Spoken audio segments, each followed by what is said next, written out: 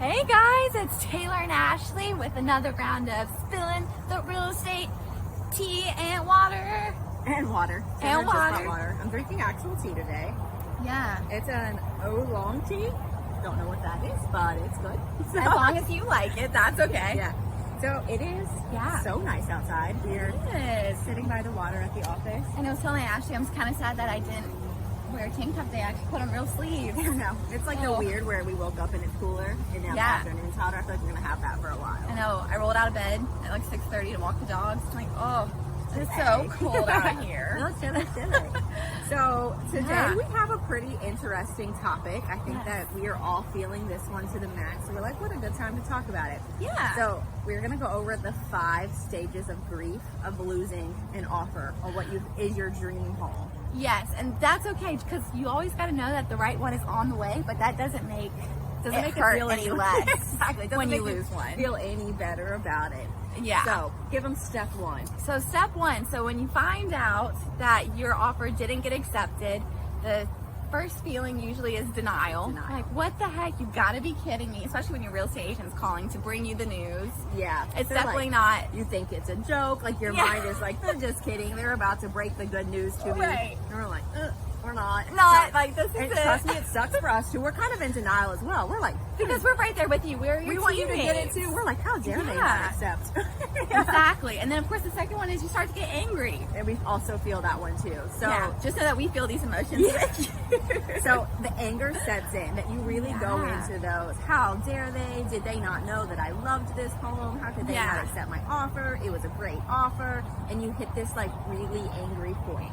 And you can insert as many curse words here as you need to get them out, and that's totally fine. Yes. You got to get through the anger.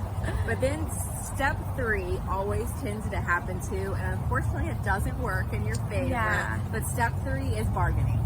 Right, and so this is where you put in your offer. You find out that they've decided to go with a different offer, and at this point, sometimes people will think, oh, well, if I change this about the offer, if I add this into it, but in all honesty, once they've accepted another offer, it's too late. Correct. Because they're already under contract with another buyer. So no matter how you change your offer, they're under legal obligation to that buyer at that point. They've already honored the other one. They've got that ball going.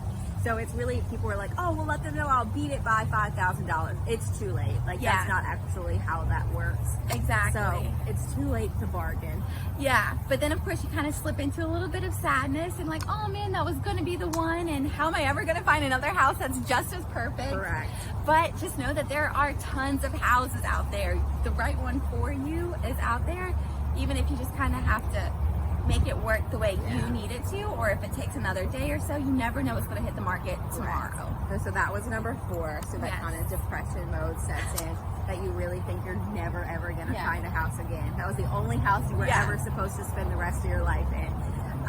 But that leads into number 5, is that you tend to accept it. You're like, oh, after it takes a minute.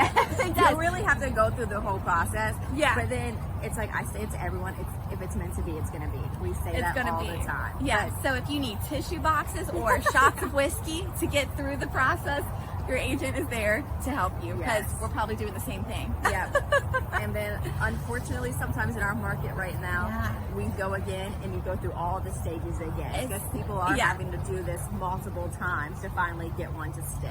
Yeah, but that happens. You just kind of have to keep going because the right one is coming. You just have to find the patience to get there. Okay, so a recap. The 5 stages of grief. Number 1 is denial. Boom. 2 is anger.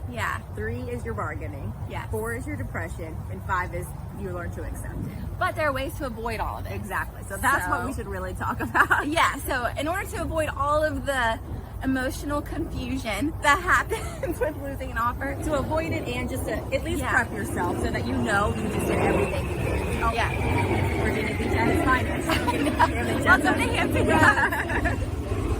So the first thing you really want to do is to get pre-approved with the lender. So that way you really know what you're already pre-approved for. So if it comes to the point where you want to go above asking price, or if you need to negotiate, you already know exactly what means you have to do that with. You have the right tools in place to get that negotiation going, really. Correct. And with the pre-approval, I know you hear us talk about this before, the pre-approval, once you hook up with your real estate agent, the next step, they're always going to try to get you pre-approved. And the reason for that, as soon as I take you out to find your dream home, Yeah. And then you're not pre-approved, there is no time right now. So that kind of leads into number 2, which is going to be don't hesitate. Exactly. But you really have to have that pre-approval beforehand because that's also a process. So it takes a little time for us to get that, and by the time we can get it, there's a good chance that house is already gone. But if you already had it ahead of time, we're ready to go. We're ready to help you get that house. Exactly, and we can kind of finagle the pre-approval as needed. So if you're pre-approved for one amount and we kind of need to readjust for closing cost assistance or whatever it is, we have the tools already placed. We don't have to sit there and try to add in an extra step when time is already of the essence. Yes, that's correct. And when we say don't hesitate, we mean a lot of different things. So we know that everybody works. Like this is a really hard market because we know that everybody's working, but it's one of those things that if a house hits the market today, if you want to look at it, you can't be like, oh, well, I'm off Saturday, Sunday. We're like, it's going to be gone. It really is. So that's your first thing with don't hesitating is you have to make yourself flexible to look at houses. That's what we do. We always keep ourselves available. We know that people are getting off in the evening, so we're available. You know what I mean? We lunch have to breaks. Exactly. Whatever we're so accommodating because we know that that's what it takes. Yeah, and if you're in a job where leaving the office is just not something that's possible for you, we're also really happy to go out and do a video recording and text a link right to you of us actually going through the house, because we know sometimes pictures don't give you the full idea of a house.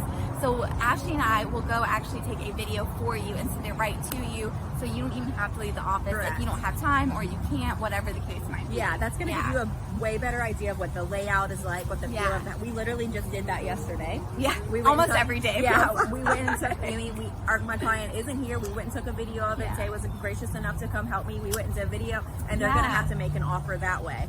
And that's the kind of market that we're in, so you cannot hesitate. Yeah, and so with that, you also want to make sure that you're submitting a strong offer. So in this market, if this is a house that you really, really want, it's really not the time to lowball an offer. Sometimes, I'm not going to say every situation is the exact same, because it's not, but for the most part, and generally speaking, if you really want a house and you really want to go for it and the comps make sense, then you have to go in strong. Yeah. This just isn't, like Taylor said, this isn't the market for it. So I feel like here's what we see is happening. Everybody who thinks they're buying a house is like they're buying a car. And we say this all the time. This is not the same thing. It's not, These values are already pre-pooled. Like we're working with appraisers. We know these things. So this isn't something that we're like, $1 million when it's worth $200,000. Like, we know that. Sorry, this is what happens when we're outside. Someone's grooming. But we already know, so this isn't like a wheel and deal sort of thing, and this isn't like I just want to see what they say. They'll counter back. We're not even people are not countering back right now. They're just accepting the best because they already have multiple right there in the hand. Why would they take the time to counter you? There's no time for counter, so there's no like, let me see if I can win one over on them. Right. There's just there's no time for that right now is the reality. Exactly. And if you can, and when we say strong offer, that doesn't always necessarily mean going $30K over the asking price. Sometimes it's maybe paying for your own closing cost assistance or finagling it that way. So that way you're not always going in over price and just doing the price. You want to make sure that you are getting a full picture of a good offer. Correct. Yeah, the offer, putting in a strong offer, like Sarah said, is not always the price point. It's not price. Yes. I know you guys have heard us. We are in the market where a buyer needs to be prepared to pay their closing costs. That's and be as flexible as possible. Yeah, so that is the thing. There are things like, a home warranty. Like, there's just different things that go into making an offer, like a good offer, like a really strong offer. There's how much time will you allow for inspection. So there's just partner with your agent. Taylor and I are really good at that, of saying that being realistic, but also knowing what we can do to make you as strong as possible. So that you are the most appealing offer to that seller. Because at the end of the day, it's really not the price point that the seller's going to care about.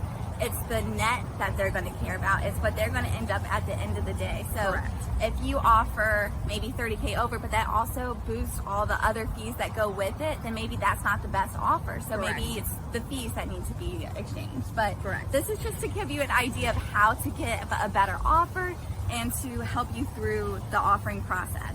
Yes.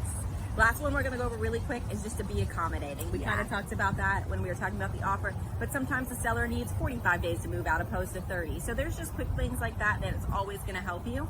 But that's it. Yes, and we'll see you guys next week. If you have questions, our contact info is at the end.